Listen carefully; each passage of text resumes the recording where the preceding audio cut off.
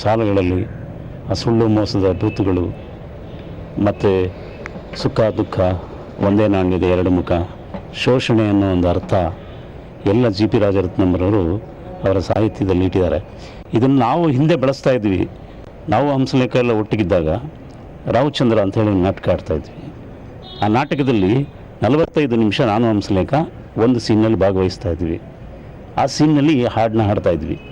ನಂಜುಂಡಮೈಮ್ ನಾಟಕದ ಬಗ್ಗೆ ಯೋಚನೆ ಮಾಡಿದಾಗ ಈ ಹಾಡು ಇದಕ್ಕೆ ಸೂಕ್ತವಾಗಿರುತ್ತೆ ಅಂಥೇಳಿ ಈ ಹಾಡನ್ನ ಬಳಸ್ತೀವಿ.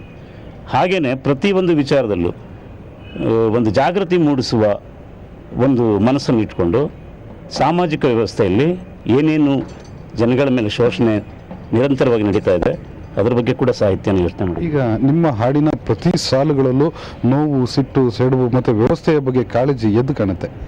ಸಂತ ಯಾವುದಾದ್ರು ಒಂದು ಸಾಲು ನಮ್ಮ ಪ್ರೇಕ್ಷಕರಿಗೋಸ್ಕರ ಆಗ್ಬೋದು. ಕಲಿಯುಗದಿ ಅಧಿಕಾರ ಕುರ್ಚಿಯ ಅವತಾರ, ಕೇಳೋ ಅಣ್ಣಯ್ಯ ಕೇಳೋ ತಮ್ಮಯ್ಯ. ಕಲಿಯುಗದಿ ಅವತಾರ ಕುರ್ಚಿಯ ಅವತಾರ, ಕೇಳೋ ಅಣ್ಣಯ್ಯ ಕೇಳೋ ತಮ್ಮಯ್ಯ.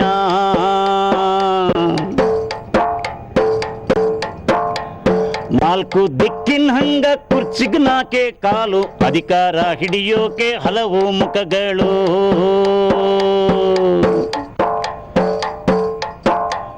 ಬಡವರ್ನೇ ಮರ್ತ್ಕಂಡ ಈ ಹಲ್ಕ ಮಂದಿ, ಅಧಿಕಾರದ ಕೊಚ್ಚೇಲಿ ಉರುಳಾಡೋ ಹಂದಿ.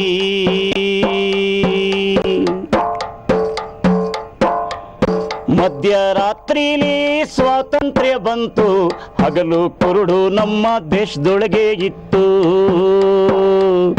ಹಗಲು ಕುರುಡು ನಮ್ಮ ದೇಶದೊಳಗೆ ಇತ್ತು. ಹಗಲು ಕುರುಡು ನಮ್ಮ ದೇಶದೊಳಗೆ ಇತ್ತು.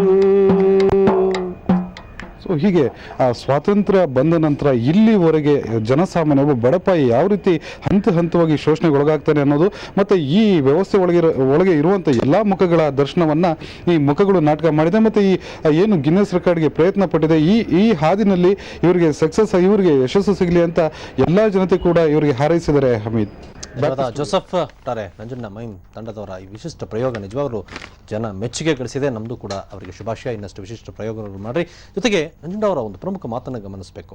ಗಿನ್ನಿಸ್ ದಾಖಲೆ ಆಗಲಿ, ಲಿಮ್ಕಾ ದಾಖಲೆ ಆಗಲಿ ಪ್ರಮುಖವಲ್ಲ, ಅಲ್ಲಿಗೆ ಸೇರಿದ್ದ ಜನ ನಮ್ಮನ್ನು ಶ್ಲಾಘಿಸಿದ್ರಲ್ಲ, ಅದೇ ನಮಗೆ ಎಲ್ಲ ದಾಖಲೆಗೆ ಸಮ ಅನ್ನೋದು. ಸೊ ಈ ಕುರಿತು ಇನ್ನಷ್ಟು ಮಾತಾಡೋಣ, ಒಂದು ಚಿಕ್ಕ ಬ್ರೇಕ್.